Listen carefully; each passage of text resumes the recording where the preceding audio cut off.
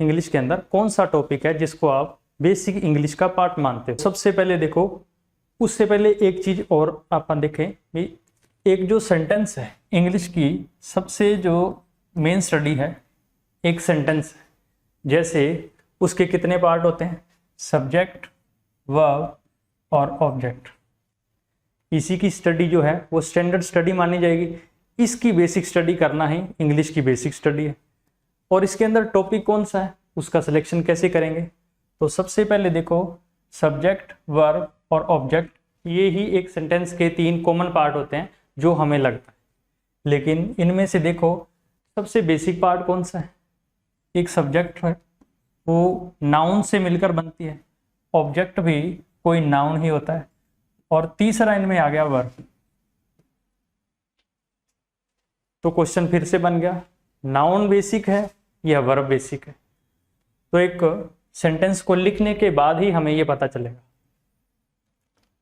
अब हमें क्या लगता है कि तीनों में से अगर सब्जेक्ट ना हो तो हमारा सेंटेंस नहीं बनेगा। विकर्ता अगर किसी वाक्य में मौजूद नहीं है तो हमारा वाक्य कंप्लीट नहीं होगा, सेंटेंस कंप्लीट नहीं होगा। लेकिन ऐसा नहीं है। सब्जेक्ट को हटा के देखो, एक वाक्य जो है आपका, एक सेंटेंस जो है विदाउट सब्जेक्ट भी बन सकता है। जैसे सबसे पहले उसमें ऑब्जेक्ट को गायब करके देखो, ही प्लेस। इस सेंटेंस के अंदर कोई ऑब्जेक्ट नहीं है और ना ही ये सेंटेंस किसी ऑब्जेक्ट की डिमांड कर रहा है, अभी इसको जरूरत है, अभी विदाउट ऑब्जेक्ट ये वर्क ही नहीं कर सकती। लेकिन ऐसा नहीं है इस केस में। तो ही प्लेस, ये सेंटेंस अपने आप में कंप्लीट है, वह खेलता है। उसके बाद अब इसमें सब्जेक्ट गायब करके देखो, इसमें नो ऑब्जेक्ट हो गया केस।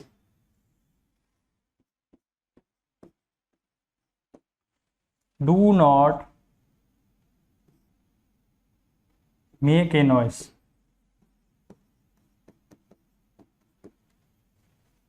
अब इस सेंटेंस के अंदर सब्जेक्ट मौजूद नहीं है। डू नॉट हेल्पिंग वर्ब की तरह वर्क कर रहा है, इसमें नॉट तो चलो एडवर्ब का पार्ट है, और मेक ये इसमें होगी वर्ब। उसके बाद ए नॉइस, ये क्या है, एक नाउन है, यहाँ जो ऑब्जेक्ट के रूप में वर्क कर रही है। तो इस सेंटेंस के अंदर हमारे पास सब्जेक्ट नहीं मौजूद है और ना ही ये सेंटेंस डिमांड कर रहा है भी मुझे एक सब्जेक्ट की जरूरत है। तो ये तो हो गई बात विदाउट सब्जेक्ट और ऑब्जेक्ट की। अब दोनों ही ना हो,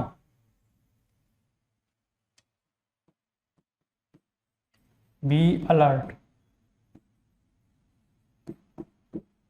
कीप साइलेंस, टर्न केयरफुली।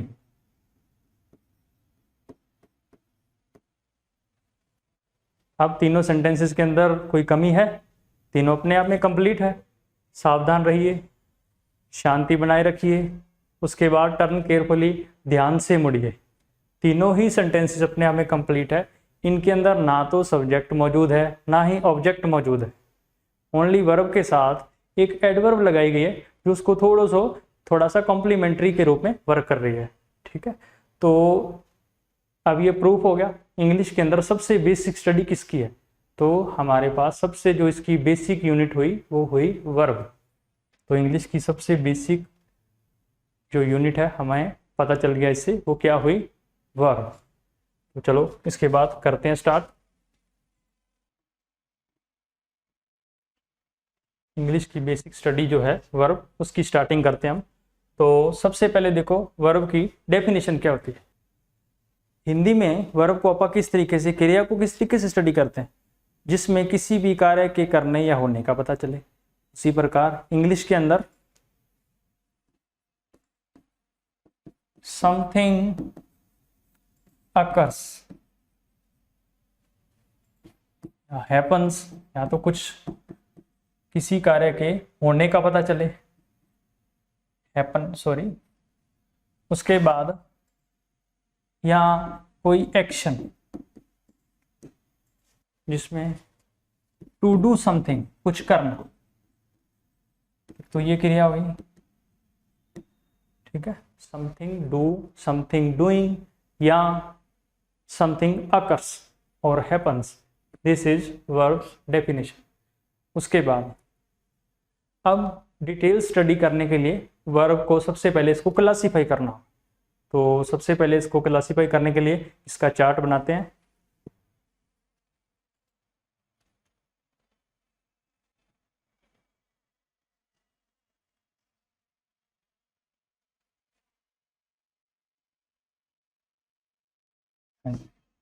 तो सबसे पहले वर्ब को टू मेन पार्ट में डिवाइड किया जाता है। सबसे पहले इसके टू मेन पार्ट है। एक तो हो गया मेन वर्ब और सेकंड मेन पार्ट इसका हेल्पिंग वर्ब।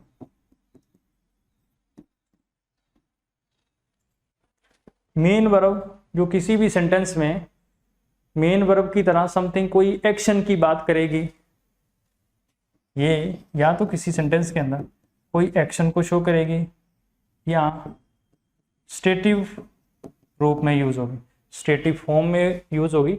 स्टेटिव मीन्स जो हमें एक्शन के रूप में दिखाई नहीं होगी।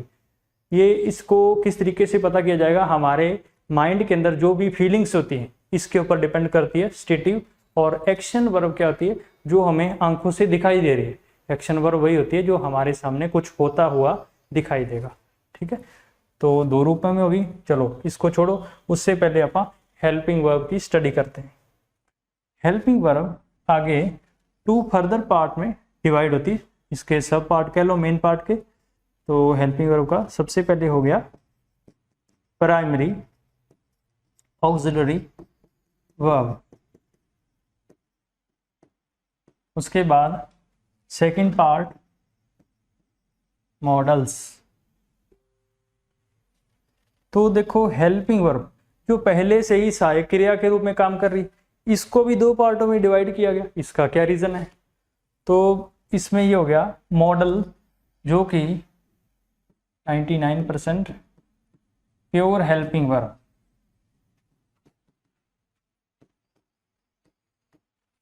और primary auxiliary verb 50% helping verb, 50% main verb. ठीक है, इस 50% का मतलब ये नहीं भी वो आधा आधा काम करेगी, इस तरीके से नहीं है। इट मीन्स ये हेल्पिंग वर्ब की तरह भी वर्क करती है और मेन वर्ब की तरह भी वर्क करती है एक सेंटेंस के अंदर। इसको आगे प्रूफ करने के लिए हमें इसको और डिवाइड करना पड़ेगा। तो नेक्स्ट पेज पे करते हैं अपन प्राइमरी ऑक्सिलरी वर्ब, इसको 3 पार्ट में डिवाइड करो। इसके जो 3 मेन पार्ट हैं वो क्या है, एक तो है बी, उसके बाद टू और तीसरा हैव। अब इनमें देखो बी, डू और हैव क्या है, प्राइमरी ऑक्सिलरी वर्ब। उससे पहले देखो बी क्या चीज है, जिसका मीनिंग होता है होना, डू का करना और हैव का रखना। तो इसका मोस्ट कॉमनली यूज किया जाता है रखना। और बी के पार्ट देखो, उससे पहले इज, एम, आर, वॉज, वर, और बी सेल्फ। ये है बी के रूप। इसमें बी अपनी प्योर फॉर्म में होगा और इज, एम, आर, वाज, वर उसके डिफरेंट डिफरेंट टाइप हैं। तो अब देखो ये मेन वर्ब की तरह वर्क कैसे करते हैं और हेल्पिंग वर्ब की तरह वर्क कैसे करते हैं सेंटेंस के अंदर। इसके लिए नेक्स्ट स्लाइड। सबसे पहले पार्टों को ऊपर लिख लो, he, is, am, are, was, were. Be के दूसरे पार्ट भी हैं, बीन भी है और बीइंग भी है, लेकिन इनको प्राइमरी ऑक्सिलरी वर्ब में नहीं रखा जाता। इसका कारण भी आगे पता चलेगा आपको। देखो सबसे पहले इज को प्रूफ करो, जैसे he is a student, sentence complete अपने आप में है। ही सब्जेक्ट हो गया, स्टूडेंट इसका कर्म हो गया, ऑब्जेक्ट हो गया, ए आर्टिकल क्योंकि सिंगुलर काउंटेबल नाउन है। उसके बाद इज है इसमें मेन वर्ब, क्योंकि सेंटेंस के अंदर सबसे कंपलसरी मेन वर्ब का होना। हेल्पिंग वर्ब हेल्प के रूप में वर्क करती है, लेकिन मेन वर्ब के बिना उसका भी कोई कार्य नहीं है। तो यहाँ ये इज किस रूप में वर्क कर रही है? मेन वर्ब के रूप में वर्क कर रही है। जैसे ही इज ए स्टूडेंट, वो एक विद्यार्थी है। सेंटेंस कंप्लीट अपने आप में, सेंस इसका। उसके बाद नेक्स्ट, अब ये इज का प्रूफ हो गया। एम का आई एम ए टीचर, मैं टीचर हूं। इस सेंटेंस के अंदर आपको फिर से पता, आई सब्जेक्ट हो गया, टीचर ऑब्जेक्ट हो गया, ए आर्टिकल हो गया और एम यहाँ मेन वर्ब हो गया। तो बी का सेकंड पार्ट भी मेन वर्ब की तरह वर्क कर लेता है सेंटेंस के अंदर। उसके बाद next, are, they are players. तो इस सेंटेंस के अंदर भी आर प्रूफ हो गया, वे खिलाड़ी हैं, क्योंकि ये सब्जेक्ट है, ये ऑब्जेक्ट है और ये मेन वर्ब है। कोई हेल्पिंग वर्ब की हमें जरूरत नहीं है, ना कोई एक्शन वर्ब की इस सेंटेंस में हमें कोई नीड है। उसके बाद आर भी प्रूफ हो गया। फिर आते हैं वाज की तरफ। ही वाज ए सिंगर, वो सिंगर था, अब नहीं है, पास्ट टाइम में तो था। सेंटेंस अपने आप में कंप्लीट है इसका सेंस। ही सब्जेक्ट, सिंगर ऑब्जेक्ट और ए आर्टिकल और वाज मेन वर्ब। तो बी का ये वाला पार्ट भी प्रूफ हो गया, ये मेन वर्ब की तरह वर्क कर लेता है। उसके बाद आ जाओ वर्ब के अंदर।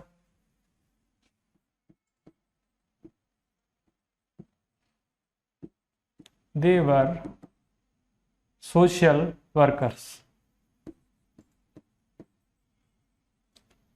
वे समाज सेवी थे। तो इस केस के अंदर भी आपका ये वर्ब जो वी की फॉर्म है प्रूफ हो गया, ये भी मेन वर्ब की तरह वर्क करता है। और दे इसमें सब्जेक्ट हो गया, सोशल वर्कर ऑब्जेक्ट हो गया, एक साथ है ये, ठीक है। सोशल वर्कर, इसमें ये सोशल क्या कर रहा है, इसको क्वालिफाई करके एडजेक्टिव की तरह वर्क कर रहा है इसके अंदर, ठीक है। तो इसमें देखो ये सारे प्रूफ हो गए। अब उसके बाद नेक्स्ट क्वेश्चन, बी और बीइंग। अब क्या ये मेन वर्ब की तरह वर्क कर सकते हैं सेंटेंस के अंदर? उससे पहले ये जानो, बीइंग जो है वो बी की कौन सी फॉर्म है? वर्ब की थर्ड फॉर्म है। और वर्ब की थर्ड फॉर्म को लगाने के लिए हमें सेंटेंस के अंदर हैव के किसी फॉर्म की जरूरत पड़ती है। हैव के कितने फॉर्म है? हैव, हैड और हैड। ये होगी इसकी सेकंड और वर्ब थर्ड रिस्पेक्टिवली। और उसके बाद हैज़ इसकी सिंगुलर फॉर्म। इनके बिना वर्ब थर्ड नहीं बनती है। एक सेंटेंस में एक्टिव केस के अंदर, एक्टिव वॉइस की बात करें तो इस केस में आप हैज़ और हैव और हैड, इनके बिना वर्ब थर्ड यूज़ नहीं कर सकते। और यहाँ आपको वर्ब थर्ड बनाने के लिए गॉट, गेट, जो गेट की फॉर्म है, इनकी ज़रूरत पड़ती है।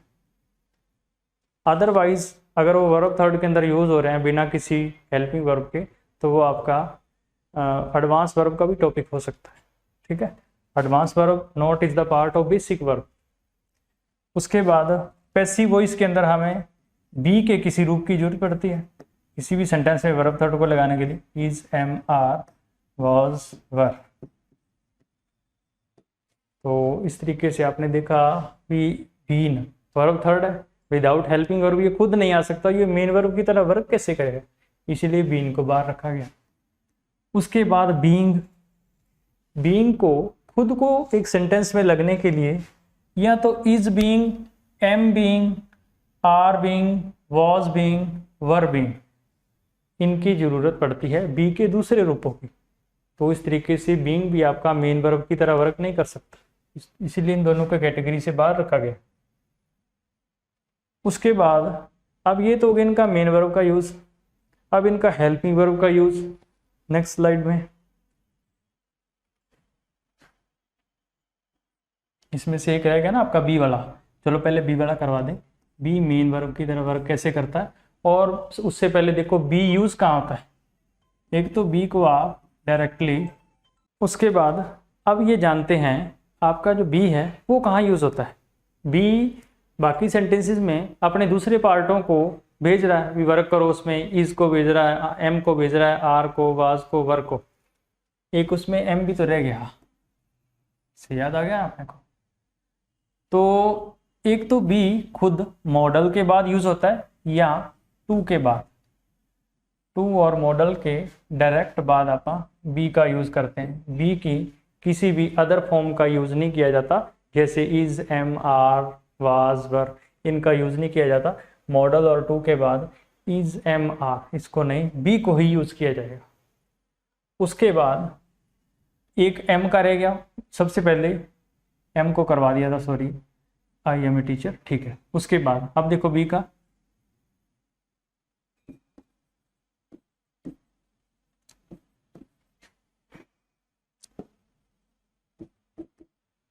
एक सेंटेंस आपके सामने लिखा है। सबसे पहले बताइए क्या ये सेंटेंस सही है। You should honest.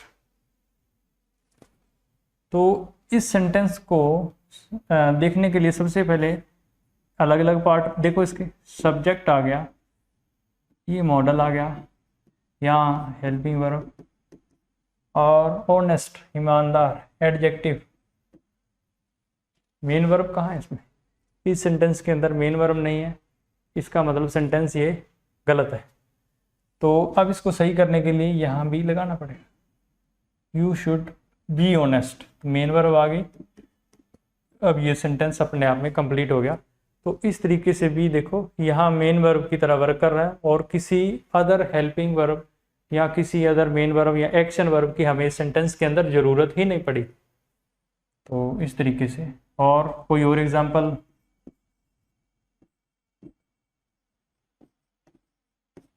He should be kind, उसे दयालु होना ही चाहिए या दयालु बनना चाहिए। उसके बाद यहाँ भी मेन वर्ब के रूप में, और ही सब्जेक्ट, ये आपका शुड इसके अंदर हेल्पिंग वर्ब, मॉडल, ठीक है, और काइंड एडजेक्टिव के रूप में आ रहा है यहाँ।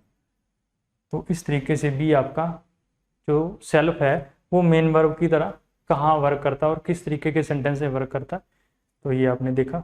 इसके बाद टू के बाद देखो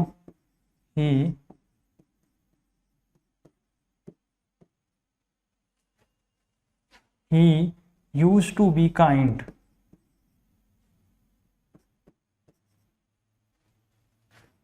इन हिज टीनेज, या इसको ऐसे लिख लो, ऐसे भी लिख सकते हो, एट टीनेज, किशोर अवस्था के अंदर वह दयालु हुआ करता था। इस तरीके से टू के बाद भी आप बी का यूज़ करते हैं। यहाँ भी ये मेन वर्ब की तरह वर्क कर रहा है। उसके बाद तो ये आपको प्रूफ हो गया जो बी के रूप हैं वो किस तरीके से सेंटेंस के अंदर मेन वर्ब की तरह वर्क करते हैं। उसके बाद अब आते हैं इनके हेल्पिंग वर्ब वाले यूज पर। I am singing a song, तो सेंटेंस के अंदर I subject, main helping verb, और सिंगिंग ये आपकी मेन वर्ब कंटिन्यूस फॉर्म में, और सॉन्ग ऑब्जेक्ट। यहाँ एम क्या प्रूफ हो गया, हेल्पिंग वर्ब की तरह वर्क कर रहा है।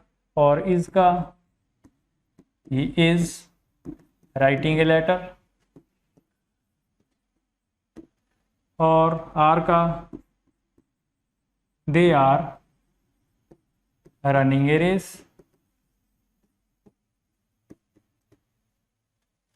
इसके बाद past form was were,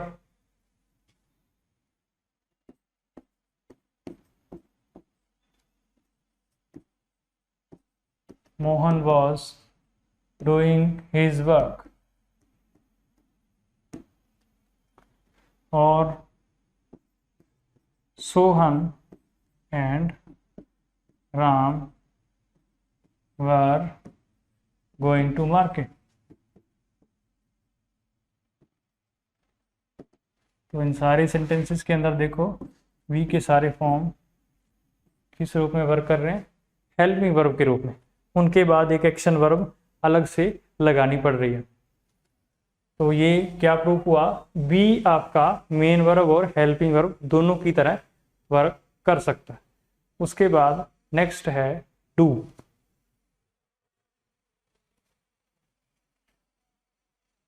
primary auxiliary verb में हमने बी, डू और हैव इन तीनों की स्टडी करनी है। अब देखो डू, डू का मीनिंग क्या होता है, करना, समथिंग टू डू। उसके बाद देखो डू तो डायरेक्टली एक मेन वर्ब है, ये तो है ही मेन वर्ब, एक्शन वर्ब है। इसको हम उठा के हेल्पिंग वर्ब में लाते हैं किसी भी सेंटेंस में वर्ब की हेल्प करने के लिए। तो देखो इसको कैसे हेल्पिंग वर्ब की तरह वर्क करते हैं और कैसे मेन वर्ब की तरह वर्क करते हैं। जैसे ही डज हिज वर्क, वह अपना कार्य करता है। उससे पहले हमें यह भी जानना जरूरी है डू के कितनी फॉर्म है, डू, डज और डिड। और आपको पता ही है डन वर्ब की थर्ड फॉर्म, जिसको आप मेन वर्ब की तरह वर्क नहीं करवा सकते क्योंकि इसको यूज होने के लिए खुद एक हेल्पिंग वर्ब की जरूरत पड़ती। लेकिन जब मेन वर्ब की तरह वर्क करे इसका मतलब इसके साथ कोई भी अदर वर्ब मौजूद नहीं होने चाहिए, फिर ये बात प्रूफ होएगी ना primary auxiliary verb. He does his work, इस सेंटेंस के अंदर ही आपका सब्जेक्ट वर्क क्या हो गया, इसके अंदर ऑब्जेक्ट, और हिज ये इसके अंदर आपका एडजेक्टिव की तरह वर्क कर रहा है, पोसेसिव एडजेक्टिव, और डज ये मेन वर्ब। इस तरीके से आपका डज ये मेन वर्ब की तरह वर्क कर रहा है। अब हेल्पिंग वर्ब की तरह कैसे वर्क करेगा, he doesn't do his work, वह अपना कार्य नहीं करता है। तो इस सेंटेंस के अंदर डिपेंड करता है कौन से डू के नीचे अंडरलाइन करके आपको पूछा जाए। अगर पहले वाले के नीचे अंडरलाइन करके पूछा जाए तो यहाँ डू की ये जो फॉर्म है डज आपकी हेल्पिंग वर्ब की तरह वर्क कर रही है। और अगर दूसरे वाले डू के नीचे अंडरलाइन करके पूछा जाए ये किस रूप में वर्क कर रहा है, तो ये आपका मेन वर्ब की तरह वर्क कर रहा है, क्योंकि मेन वर्ब हमेशा हेल्पिंग वर्ब की बाद यूज की जाती है। और सेम वर्क यहाँ वर्क आपका ऑब्जेक्ट है और हिज पोसेसिव एडजेक्टिव। उसके बाद आ जाओ इसकी पास्ट फॉर्म में, ही डिड द जॉब, उसने, यहाँ दी इंडिकेट कर रहा है किसी वर्क को या डेफिनेट कर रहा है, उसने वर्क किया, उसने कार्य किया। जॉब को कार्य के रूप में अगर आप लें यहाँ इसका मीनिंग, तो पास्ट फॉर्म में उसने वो कार्य किया। अब देखो यहाँ किस रूप में यूज हो गया, ये मेन वर्ब के रूप में, ये सब्जेक्ट, ये ऑब्जेक्ट। और अब हेल्पिंग वर्ब के केस में he did not do the job, उसने वो कार्य नहीं किया। इसमें भी आपको डिपेंड करता है कौन से डू के नीचे अंडरलाइन करके आपसे एग्जाम के अंदर पूछा जा सकता है ये किस रूप में यूज हुआ है। अगर इसके नीचे किया जाए तो ये यहाँ हेल्पिंग वर्ब के रूप में यूज है, और अगर दूसरे वाले डू के नीचे अंडरलाइन करके पूछा जाए तो ये मेन वर्ब के रूप में यूज हुआ है इस सेंटेंस के अंदर। तो डू का भी इस तरीके से प्रूफ हो गया, ये मेन वर्ब और हेल्पिंग वर्ब दोनों की तरह वर्क कर सकता है। अब लास्ट रह गया प्राइमरी ऑक्सिलरी वर्ब के अंदर have.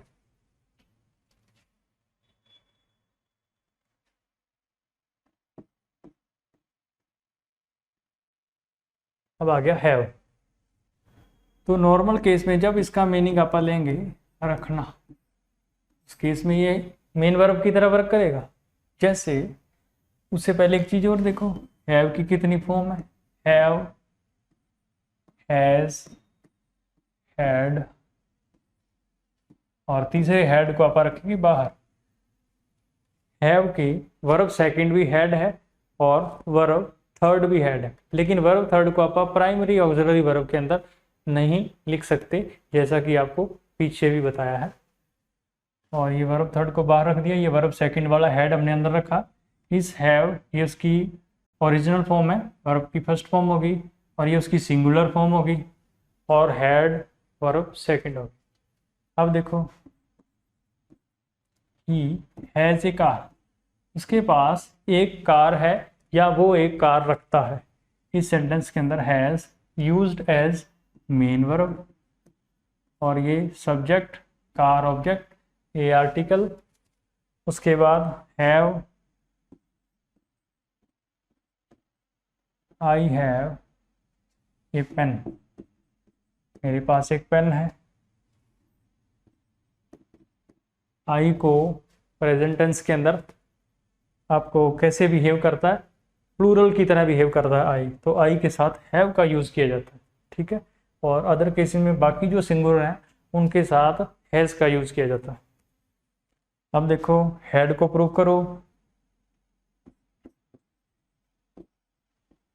You had a cow, यहाँ क्या मीनिंग हो गया, तुम्हारे पास एक गाय थी या तुम एक गाय रखते थे। तो इस तरीके से ये सेंटेंस के अंदर मेन वर्ब की तरह वर्क करता है। और हेल्पिंग वर्ब की तरह कैसे वर्क करता है, उनसे आप पहले से ही परिचित हो, लेकिन एक बार यहाँ भी आप एग्जाम्पल देके बता देते हैं। जैसे परफेक्ट टेंस बनाने के लिए हैड को, हैव की फॉर्म को आप यूज़ करते हैं, हैव को भी यूज़ कर सकते हैं, प्रेजेंट के अंदर हैव और हैज़ का यूज़ कर लेते हैं।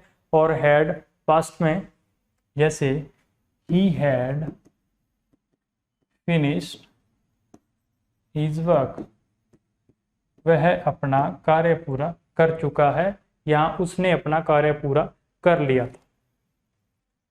और हैव को लो, he has done his job, इसमें भी हेल्पिंग वर्ब के रूप में यूज हो गया, ये मेन वर्ब होगी, यहाँ ये मेन वर्ब थी। ही हैज डन हिज वर्क, उसने अपना कार्य पूरा कर लिया है या वह अपना कार्य पूरा कर चुका है।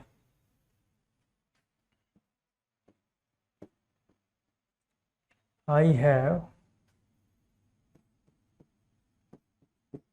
कंप्लीटेड द प्रोजेक्ट, मैंने प्रोजेक्ट पूरा कर दिया है या मैं प्रोजेक्ट पूरा कर चुका हूँ। इस तरीके से यहाँ ये सेंटेंस में परफेक्ट टेंस बना रहा है और वर्ब को कंप्लीट फॉर्म में शो कर रहा है।